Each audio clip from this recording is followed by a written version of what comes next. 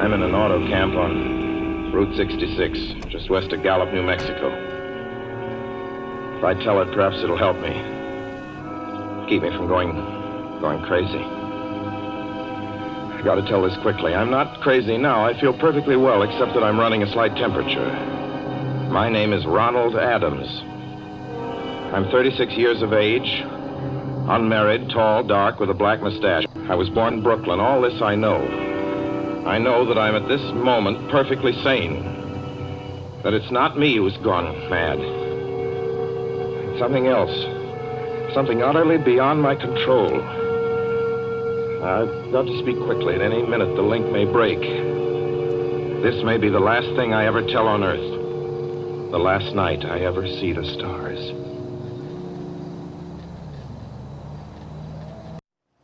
6 days ago, I left Brooklyn to drive to California. Goodbye, son. Good luck to you, my boy. Goodbye, Mother. Here, give me a kiss, and I'll go. I'll come out with you to the car. Oh, no, it's raining. Stay here at the door.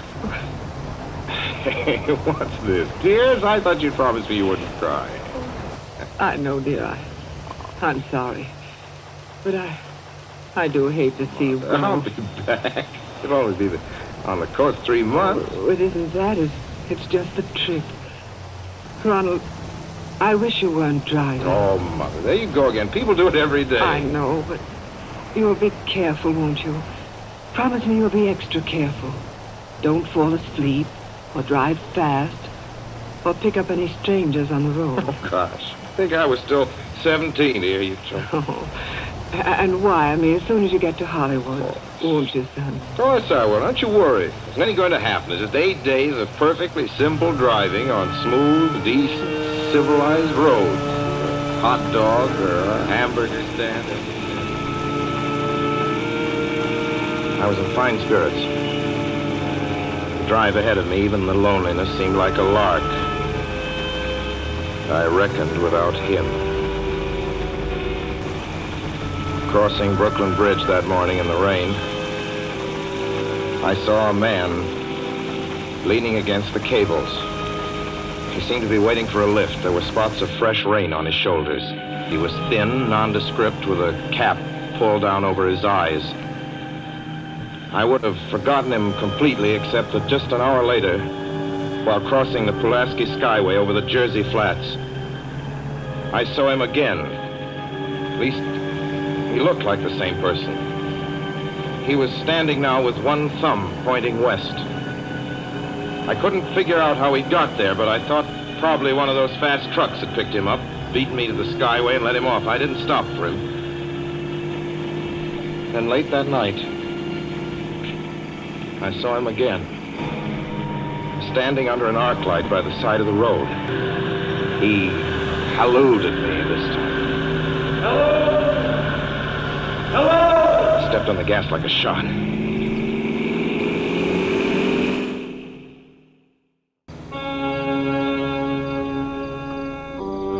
The thing gradually passed through my mind as sheer coincidence. I had a good night's sleep in Pittsburgh. I didn't think about the man all next day until just outside of Zanesville, Ohio, I saw him again. It was a bright, sunshiny afternoon. The peaceful Ohio fields, brown with the autumn stubble, lay dreaming in the golden light. I was driving slowly, drinking it in, when the road suddenly ended in a detour. In front of the barrier, he was standing. Now, let me explain about his appearance before I go on. I repeat, there was nothing sinister about him. He was as drab as a mud fence, nor was his attitude menacing. He merely stood there, waiting. He looked as though he'd been waiting there for hours. And he looked up. He hailed me. He started to walk forward. Hello! Hello! Hello! No, not just now, sorry. Going to California? No, not today. The other way, going to New York, sorry.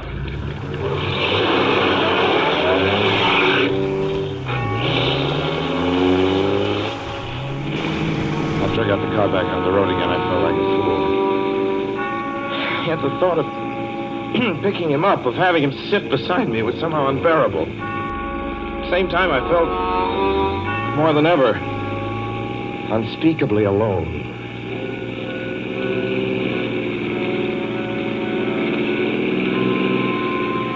Hour after hour went by. The fields, the towns ticked off one by one. The light changed. I knew now that I was going to see him again. And though I dreaded the sight, I caught myself searching the side of the road, waiting for him to appear.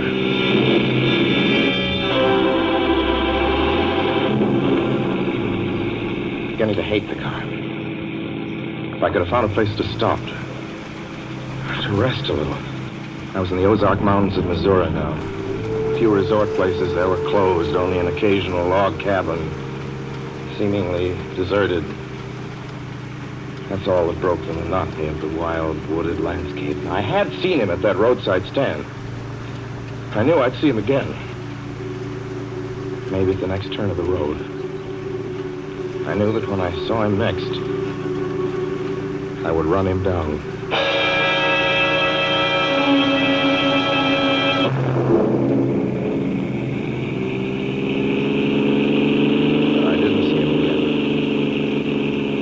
See him until late next afternoon. I stopped a car at a sleepy little junction just across the border into Oklahoma to let a train pass by. When he appeared across the tracks, leaning against a telephone pole. Perfectly airless, dry day. The red clay of Oklahoma was baking under the southwestern sun. Yet there were spots of fresh rain on his shoulders. I couldn't stand that. Without thinking, blindly, I started the car across the tracks. He didn't even look up at me. He was staring at the ground. I stepped on the gas hard, veering the wheel sharply toward him. I could hear the train in the distance now, but I didn't care. Something went wrong with the car. The train was coming closer. I could hear its bell ringing and the cry of its whistle. Still, he stood there. And now I knew that he was beckoning me to my death.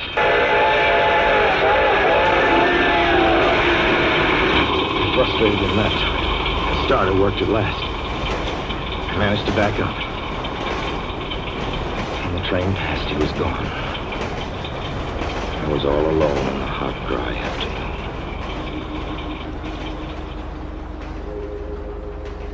After that, I knew I had to do something. I didn't know who this man was, or what he wanted of me. I only knew that from now on, I mustn't let myself alone on the road for 1 minute. Hello there. Like a ride? Well, what do you think? How far are you going? Where do you want to go? Amarillo, Texas. I'll drive you there. Gee.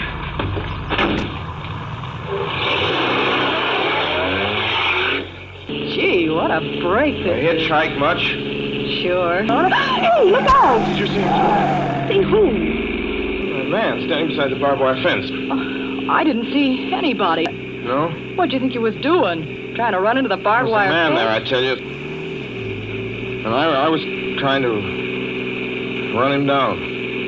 Run him down? You mean kill him? Say you didn't see him back there? You sure? I didn't see a soul. Keep your eyes peeled on the road. He'll turn up again. Maybe any minute. There! Look there!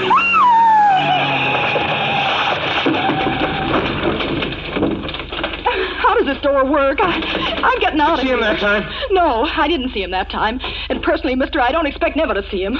All I want to do is go on living. I don't see how I will very long, driving with you. Oh, I'm sorry. I don't know what came over me, but please don't go. So if you'll excuse me... You can't go. Listen, how would you like to go to California? I'll drive you to California. Seeing pink elephants all the way? No, thanks. Thanks just the same. Listen, please, just 1 minute, please. You know what I think you need, big boy? Not a girlfriend. Just a good dose of sweet... Please. There, I got it now. No, you can't go, please. She ran.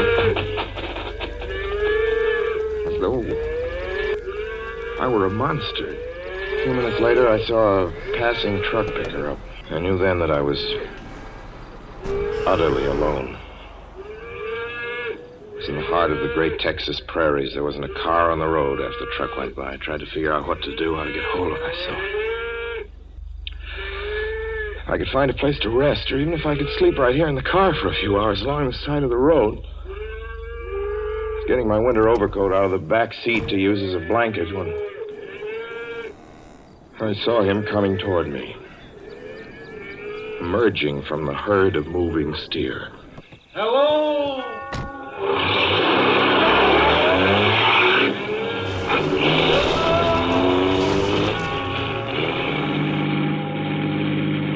Maybe I should have spoken to him then. Fought it out then and there. For now, he began to be everywhere. Whenever I stopped, even for a moment, for gas, for oil, for a drink of pop, a cup of coffee, sandwich, he was there. I saw him standing outside the auto camp in Amarillo that night when I dared to slow down. He was sitting near the drinking fountain, a little camping spot just inside the border of New Mexico. He was waiting for me outside the Navajo reservation where I stopped to check my tires. I saw him in Albuquerque when I bought 20 gallons of gas. I was afraid to stop now. I began to drive faster and faster. Now he didn't even wait for me to stop. Unless I drove at 85 miles an hour over those endless roads, he waited for me at every other mile. I was beside myself when I finally reached Gallup, New Mexico this morning. There's an auto camp here. Cold, almost deserted this time of year. I had the feeling that if only I could speak to someone familiar, someone I loved, I could pull myself together. I'd read somewhere that love could banish demons. To the middle of the morning, I knew Mother would be home. I pictured her tall and white-haired in her crisp house dress, going about her tasks. It'd be enough, I thought, just to hear the even calmness of her voice. Hello? Hello? Mrs. Adams' residence. Hello, Mother? This is Mrs. Adams' residence. Who is it you wish to speak to, please? What? Who's this? This is Mrs. Whinney. Mrs. Whinney? I don't know any Mrs. Whinney. Is this Beechwood 208-828? Yes? Where's my mother? Where's Mrs. Adams? Mrs. Adams is not at home. She's still in the hospital. The hospital? Yes. She's been prostrated for 5 days. Nervous breakdown. But who is this Nervous calling? breakdown? Well, my mother never was nervous. It's all taken place since the death of her oldest son, Ronald. Death of her oldest son, Ronald?